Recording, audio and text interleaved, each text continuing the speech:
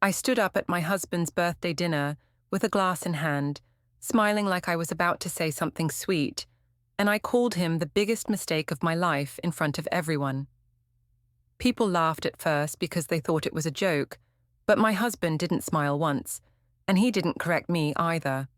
He just looked at me like he finally understood something he had been avoiding for years. 10 minutes later, he quietly left his own party, didn't answer my calls, and didn't come home that night. By the next morning, I learned he had already spoken to a lawyer, and by that afternoon I was served. I thought he would forgive me like always, but that was the day he stopped being my husband. The smell of garlic and rosemary filled our suburban kitchen as I checked the roast for the third time in 10 minutes. Everything had to be perfect for Evan's 35th birthday dinner. Not because I cared about making him happy anymore, but because his mother June would be watching, judging, waiting for me to slip up and prove I wasn't good enough for her precious son. "Lyris, honey, do you need help with anything?" Evan called from the living room where he was setting up chairs around our dining table. His voice carried that hopeful tone I'd grown to resent, like he still believed we could salvage whatever was left between us. "I've got it handled," I replied, forcing sweetness into my voice, while mentally calculating how many more hours I'd have to pretend everything was fine. My phone buzzed against the marble countertop, and I glanced down to see a text from my sister Tara. "How's the birthday boy? Still boring as ever?" I smiled for the first time all day, quickly typing back, "You have no idea. 3 more hours of this torture. Girl, you deserve so much better. When are you going to realize that?" Before I could respond, Evan appeared in the doorway, his brown hair slightly mussed from moving furniture. At 35, he still looked like the earnest middle school teacher he was. Khakis pressed, button-down shirt neat, that same patient expression he wore when dealing with difficult students, or difficult wives. "The table looks great," I said, though I hadn't actually looked. "Your mum will be impressed." "I hope so. She's been worried about us lately." He stepped closer, and I caught the familiar scent of his cologne, the same one he'd worn since college. "Lyris, I know things have been strained, but maybe tonight we could—" "Could what?" I interrupted, pulling the roast from the oven with more force than necessary. "Pretend we're happy? Put on a show for your family?" His face fell, and for a moment I felt a flicker of the guilt that used to consume me. But that was before I realized the truth, that I'd wasted the best years of my life trying to make this marriage work, trying to be satisfied with a man who had no ambition, no fire, no understanding of what I needed. "I just thought maybe we could try to enjoy ourselves," he said quietly. "It is my birthday." "Right. Your birthday." I set the roast on the cooling rack and turned to face him, crossing my arms. "The day that's supposed to be all about you, just like every other day in this house." "That's not fair, Lyris. You know I know you what? Work late grading papers while I handle everything here? Come home exhausted and expect me to be grateful for the privilege of taking care of you." Evan's jaw tightened, a rare show of frustration from my perpetually patient husband. "I work late because I care about my students, and you don't take care of me. We're supposed to be partners." "Partners?" I laughed, but there was no humor in it. "When's the last time you planned a date? When's the last time you surprised me with anything? When's the last time you made me feel like I mattered more than your lesson plans?" He opened his mouth to respond, then closed it. What could he say? We both knew I was right. The doorbell rang, saving us from further uncomfortable truths. Evan's shoulders sagged as he headed for the front door, and I heard June's voice echoing through the hallway moments later. "Evan, sweetheart, happy birthday." Her voice was warm and loving in a way that made my chest tight with something I didn't want to examine too closely. I smoothed my hair and checked my reflection in the microwave door, arranging my features into the smile I'd perfected over 8 years of marriage, the smile that said, "Happy wife, happy life," even when I felt like I was suffocating. "Lyris, dear, everything smells wonderful. June said as she entered the kitchen, her silver hair perfectly styled and her smile genuine. At 60, Evan's mother still had the energy and warmth of someone half her age, probably because she'd spent her life married to a man who actually appreciated her. "Thank you, June. I wanted everything to be special for Evan's birthday." The lies came so easily now. "You're such a good wife," she said, and I felt that familiar stab of resentment. Good wife, good little Lyris, making roasts and setting tables, and slowly disappearing into the background of her own life. My phone buzzed again, and I glanced down to see another text from Tara. "Escape plan ready whenever you need it. You know you deserve better than this suburban prison." I quickly deleted the message, but not before June caught me looking at my phone. "Sorry, just work," I said. "You know how it is in insurance. Claims don't stop for birthdays." "Of course, dear, though I hope you can put work aside tonight and just enjoy celebrating Evan. He's been looking forward to this all week." Had he? I tried to remember the last time Evan had seemed excited about anything involving me, but the memory wouldn't come. Maybe because I'd stopped paying attention, or maybe because there was nothing to pay attention to anymore. Joel arrived next, Evan's older brother carrying a bottle of wine and wearing the slightly uncomfortable expression he always had during family gatherings since his divorce 2 years ago. He gave me a polite hug and asked about work, making small talk while we waited for the other guests. "How's Aiden handling everything?" Joel asked quietly, glancing toward the living room where my 8-year-old son was showing his uncle the new video game he'd gotten for good grades. "Handling what?" I asked, though I knew exactly what he meant. Kids weren't stupid. Aiden had been quieter lately, more clingy with Evan, more distant with me. He could sense the tension, even if he couldn't understand it. Just, the stress, kids pick up on things. "Aiden's fine," I said firmly. "He's a resilient kid." Joel nodded, but his expression suggested he wasn't entirely convinced. Another judgment, another person who thought they knew what was best for my family. By 7 o'clock, our dining room was full of Evan's colleagues from school, a few neighbors, and some friends from college who still lived in the area. I moved through the evening like an actress playing a role. The devoted wife, the gracious hostess, the woman who had everything she could want. "Lyris, this roast is incredible," said Margaret, one of Evan's fellow teachers. "You're so lucky to have such a talented cook, Evan." "I'm lucky in a lot of ways," Evan replied, looking at me with something that might have been love or might have been hope. I couldn't tell the difference anymore. Under the table, I felt my phone vibrate and carefully checked the message. It was from Miles, my coworker at the insurance office. "Thinking about you tonight. Hope you're surviving the suburban torture." I felt my first genuine smile of the evening spread across my face as I typed back, "Barely. Can't wait to see you tomorrow." When I looked up, I caught Evan watching me, his brow furrowed slightly. Our eyes met across the table, and for a moment I wondered if he could see through the mask I'd been wearing. But then Margaret asked him about his summer teaching plans, and his attention shifted away. The evening continued with cake and presents, and the kind of forced cheer that made my skin crawl.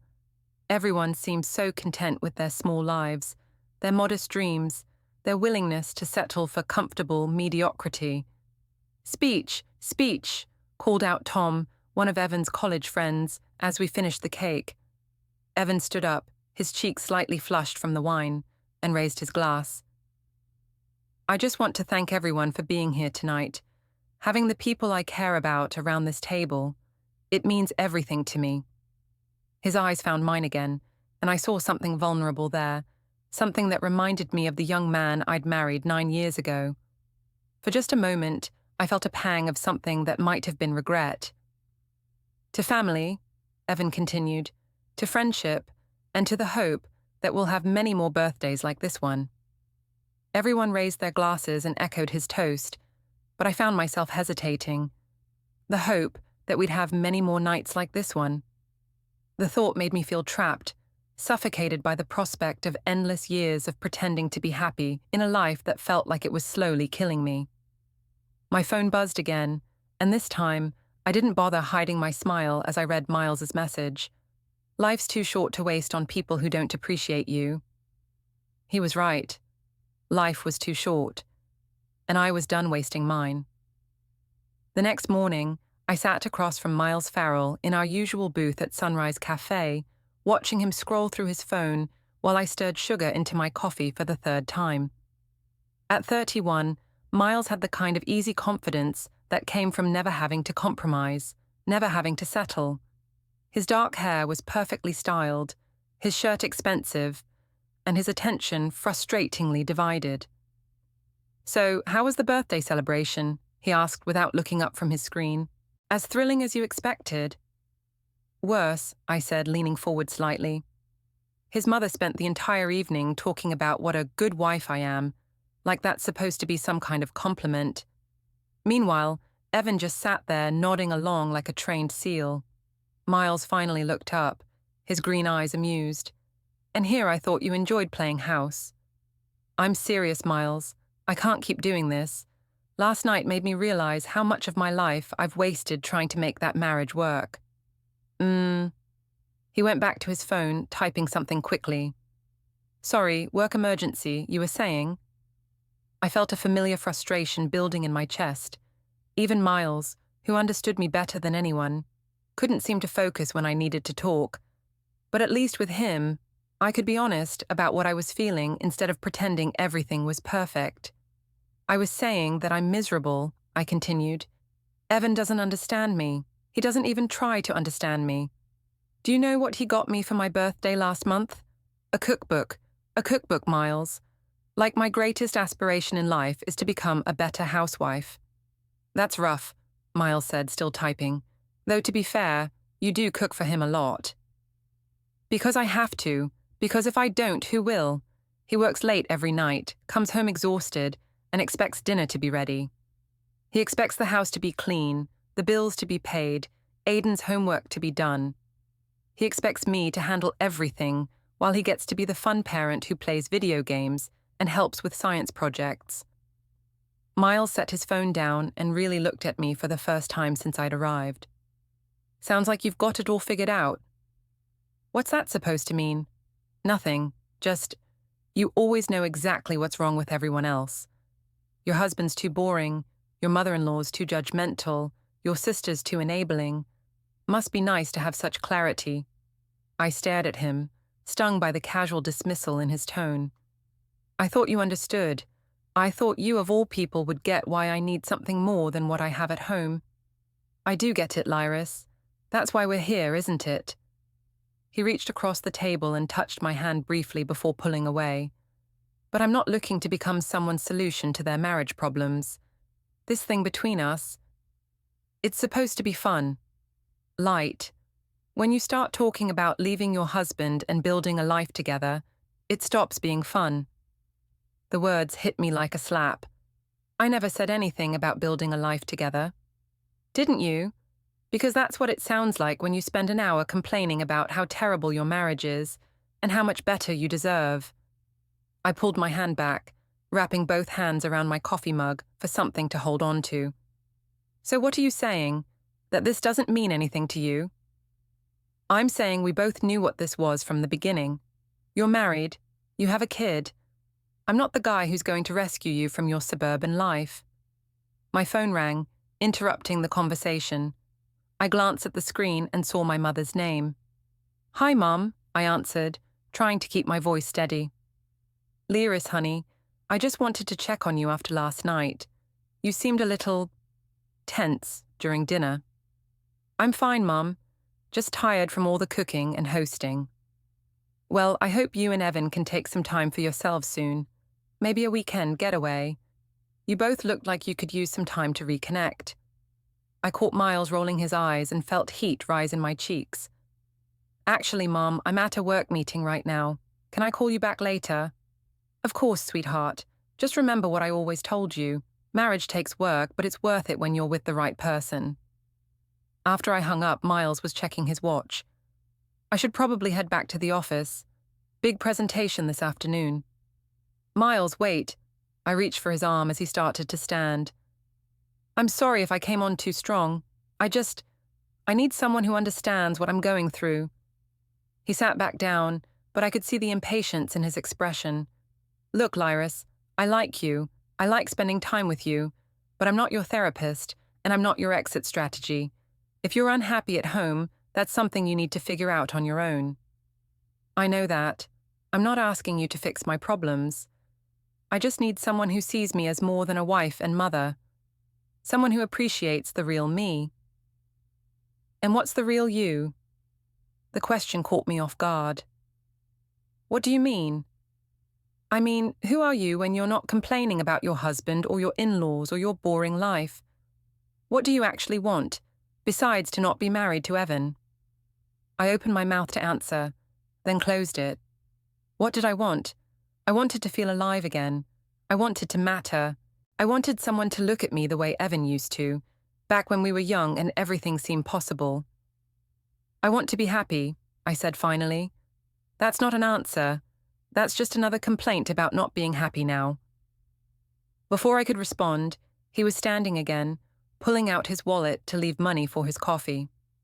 I'll see you at work tomorrow, he said, leaning down to kiss my cheek. Try not to overthink everything, okay? I watched him walk away, feeling more alone than I had in months.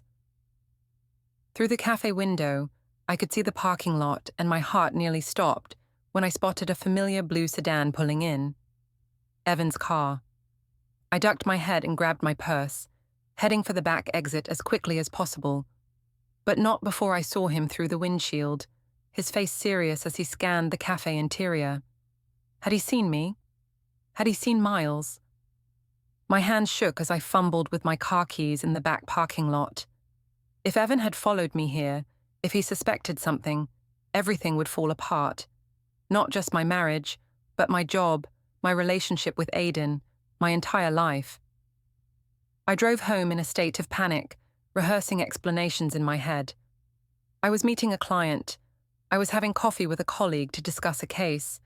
I was just taking a break from work stress. But when I walked through the front door, Evan was nowhere to be found. His car wasn't in the driveway, and the house was empty except for the lingering smell of his morning coffee. Maybe I'd been wrong. Maybe it hadn't been his car at all. My phone buzzed with a text from Tara. How did Coffee with Mystery Man go? Please tell me you're finally ready to dump the dead weight. I stared at the message for a long moment before deleting it. Tara didn't understand. Nobody understood. They all thought it was so simple. Just leave, just walk away, just choose happiness over responsibility. But it wasn't that simple. I had Aiden to think about. I had a life we'd built together, even if that life felt like a prison now. I had 8 years of marriage that had to count for something, didn't they? Another text came through, this one from Miles. Sorry if I was harsh earlier. You know I care about you. Just want to keep things simple. Simple. Everyone wanted things to be simple, but nothing about my life was simple anymore. That evening, Evan came home later than usual, around 8 o'clock. I was helping Aiden with his math homework at the kitchen table when I heard his key in the lock. Daddy! Aiden jumped up and ran to greet him, wrapping his arms around Evan's waist. Hey, buddy. Sorry I'm late. Had to stay after for parent conferences. Evan's voice sounded tired, strained. How did they go? I asked, not looking up from Aiden's worksheet. Fine. The usual concerns about budget cuts and standardized testing. He moved to the refrigerator and pulled out a beer. How was your day? Busy. Had a few client meetings. The lie came easily, but I felt Evan's eyes on me as I said it. Client meetings? The kitchen smelled of garlic and simmering tomato sauce, the kind of comforting normalcy that used to make me feel safe. Now it felt like a stage set I was pretending on. Evan sat at the table, helping Aiden with fractions while I chopped vegetables, my phone face down beside the cutting board, like a guilty secret. Insurance stuff, I'd said when he asked about the late texts. He'd nodded, sipped his beer, but the tension in his jaw hadn't eased. Is everything okay? I'd asked, trying to sound casual. Yeah, everything's fine. He turned to Aiden instead, voice gentle. "How's the homework coming, champ?" "Mum's helping. Fractions are really hard." Evan slid into the chair beside our son, pencil in hand, explaining denominators with the same steady patience he'd always had. I watched the way his shoulders relaxed when he talked to Aiden, the way his mouth curved into a real smile, not the polite one he gave me lately. When had those smile lines around his eyes turned into something deeper, something tired? When had his hair started thinning at the temples, silver threading through the brown I used to run my fingers through? I looked away, ashamed. I'd stopped seeing him as my husband and started seeing him as background noise, the reliable provider, the father on duty, the man whose quiet dependability had begun to feel like a cage. Miles listened. Miles asked questions. Miles made me laugh until my sides hurt and reminded me I was still desirable, still interesting. Evan just existed, solid, predictable, safe in a way that suddenly felt suffocating. My phone buzzed again. I glanced down. Miles. "Dinner tomorrow?" I promised to be a better listener this time. No shop talk. I smiled despite the knot in my stomach, thumbs moving before I could think. "I'd like that." When I looked up, Evan was watching me, not staring, studying. His expression was calm, almost gentle, but there was something new in his eyes. Not anger, not yet. Recognition, maybe. The slow dawn of understanding. "Work?" he asked quietly. "Work," I lied, the word tasting like ash. He nodded once, then turned back to Aiden. "Good job, buddy. You've got this one. Let's try the next." Dinner passed in careful choreography. Plates passed, small talk about school projects, Aiden's soccer game on Saturday. Evan asked me about my day. I gave vague answers about client meetings and deadlines. He didn't press. He never pressed. That used to feel like kindness. Now it felt like distance he was choosing to maintain. After Aiden brushed his teeth and climbed into bed with his favorite dinosaur book, Evan lingered in the hallway. I was loading the dishwasher when he appeared in the doorway. "We need to talk," he said. My heart stuttered. "About what?" He leaned against the frame, arms crossed loosely. "About why you've been smiling at your phone like it's the first good news you've had in months. About why you've been coming home later. About why you look at me sometimes like I'm a stranger who wandered into your house." I froze, sponge dripping in my hand. "Evan." "Don't," he said, not harshly. "Don't lie to me again. I'm not stupid, Mara. I've been quiet because I wanted to be wrong.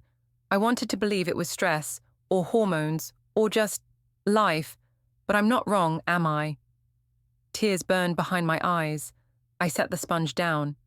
"It's not what you think." "Then tell me what it is." I opened my mouth, closed it. The truth felt too big, too ugly to say out loud in our ordinary kitchen with Aiden sleeping one floor above us. "I've been seeing someone," I whispered finally. Not sleeping with him. Not yet. But we talk. We meet for coffee. He makes me feel seen." Evan exhaled slowly, like he'd been holding the breath for weeks.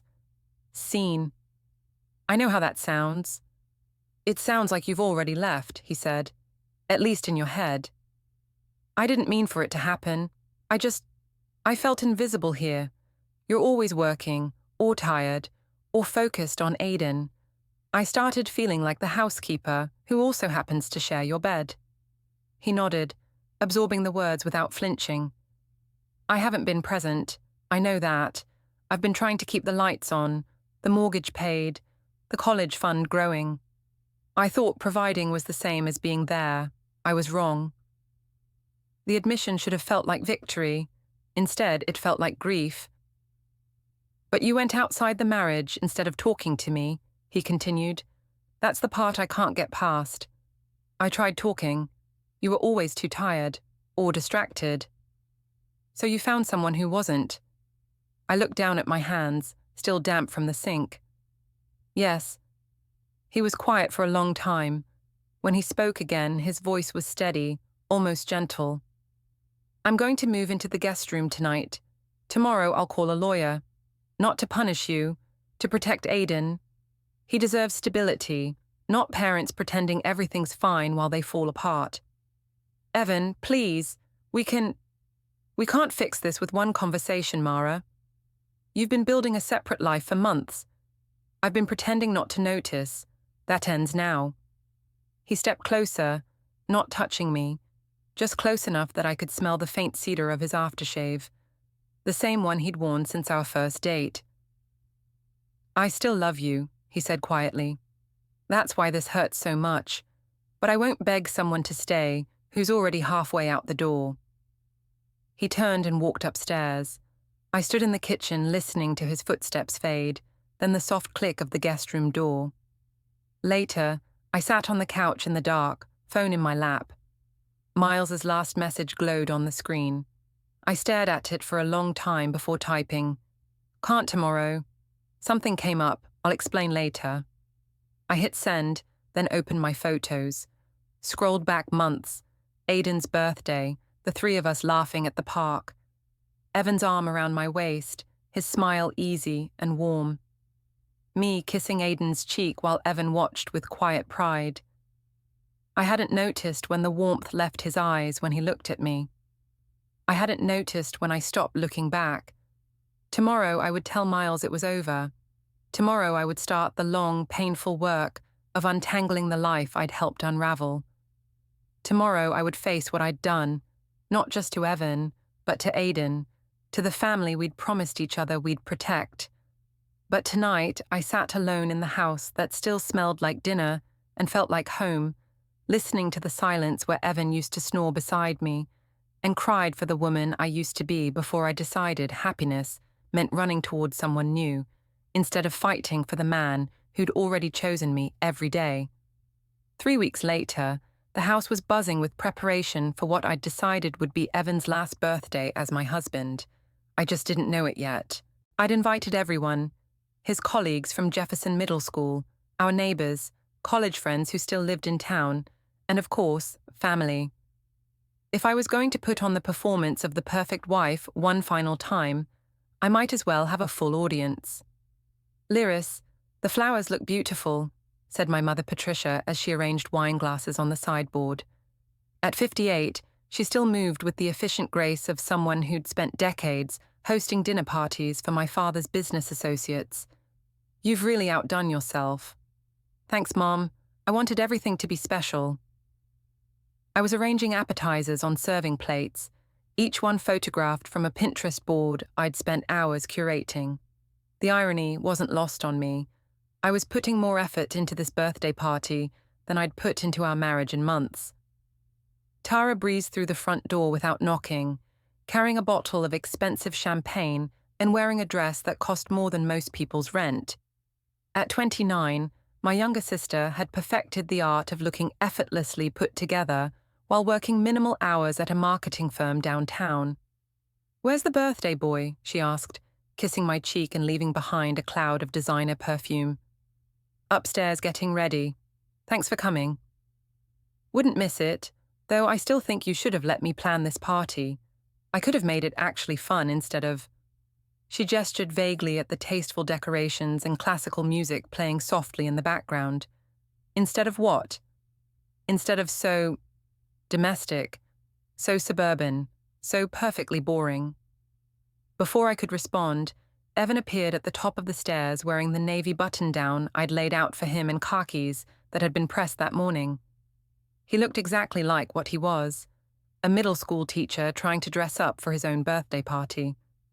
"Tara, good to see you," he said as he came down, though his smile didn't quite reach his eyes. My sister had never bothered hiding her disdain for my husband, and Evan had long since stopped pretending not to notice. "Happy birthday, Evan. Another year older and wiser, right?" Her tone was just sweet enough to avoid being openly rude, but the underlying message was clear.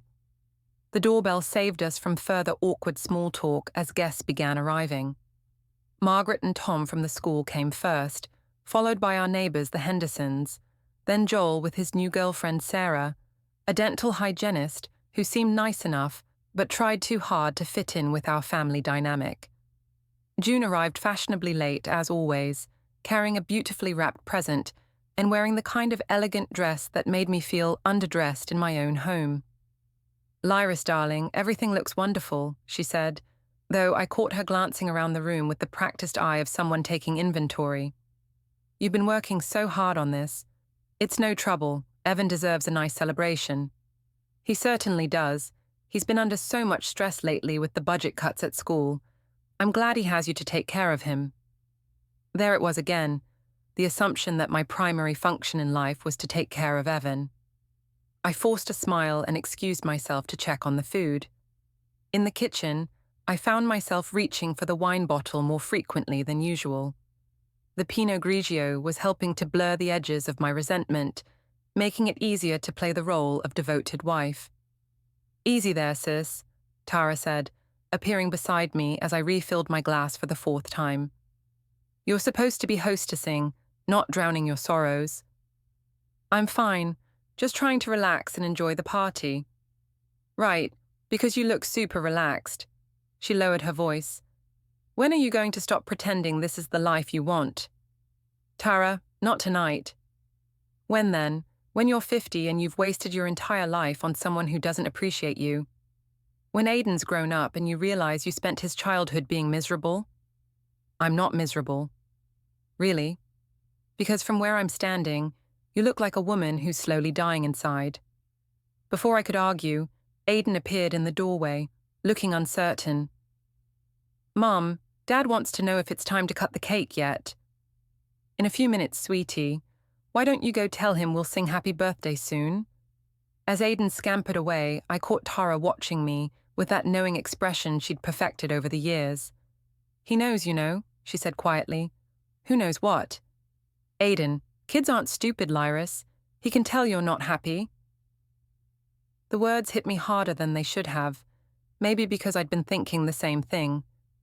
Aiden had been quieter lately, more clingy with Evan, more hesitant around me. Last week, I'd found a drawing he'd made for school, a picture of our family, where I was standing noticeably apart from him and Evan, my face a simple circle with no expression at all. "I should get back to the guests," I said, grabbing my wine glass and heading for the living room.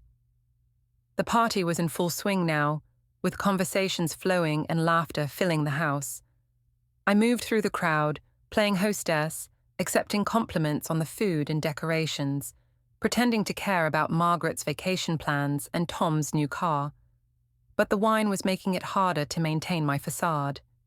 Every comment about what a lucky man Evan was, every observation about our perfect marriage, every assumption about my contentment felt like a weight pressing down on my chest. "Time for the birthday toast," Joel called out, raising his beer bottle. Everyone gathered around as Evan stood in the center of the room, looking slightly embarrassed by the attention. Aiden pressed close to his father's side, beaming up at him with pure adoration. "Speech, speech," called out several guests.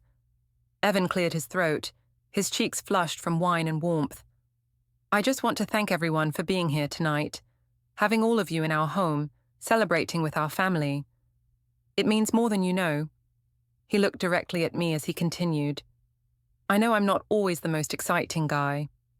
I know I work too much and worry too much and probably talk about my students too much. But I'm grateful every day for the life Lyris and I have built together, for our son, for this community we're part of." The room was quiet, everyone listening, with the kind of respectful attention people give to genuine emotion. "To another year of being surrounded by people I love," Evan concluded, raising his wine glass. "To Evan," the room chorused, and I found myself automatically raising my glass along with everyone else.